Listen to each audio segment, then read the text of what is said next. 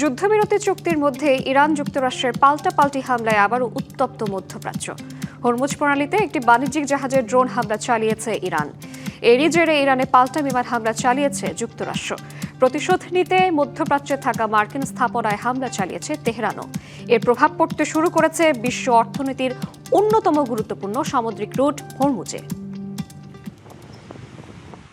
ইরানের নির্দেশনা অমান্য করায় হরমুজ প্রণালী পার হওয়ার সময় সিঙ্গাপুরের পতাকাবাহী কার্গো জাহাজে ড্রোন হামলা চালায় ইরান। এর জবাবে শুক্রবার ইরানের বিভিন্ন সামরিক স্থাপনায় বিমান হামলা চালিয়েছে যুক্তরাষ্ট্র।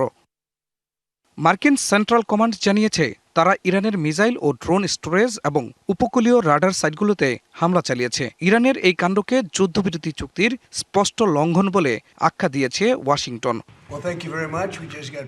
চুক্তির পরও হরমুজে হামলাকে কাণ্ডজ্ঞানহীন উল্লেখ করে ইরানকে কঠোর পরিণতির ইঙ্গিত দিয়েছেন প্রেসিডেন্ট ডোনাল্ড ট্রাম্প। একই সুরে কথা বলেছেন মার্কিন vice president JD Vance. Lily whip chia mystic glowing body wash, secret two ultimate glow.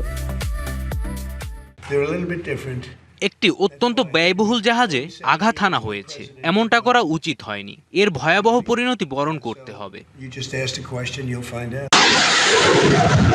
ইরানে হামলার জবাব দিতে বসে থাকেনি দেশটির বিপ্লবী গার্ড বাহিনী আইআরজিসি। তাদের দাবি, কড়া জবাব দিতে উপসাগরীয় দেশগুলোতে থাকা মার্কিন ঘাঁটি ও স্থাপনায় হামলা চালিয়েছে তারা।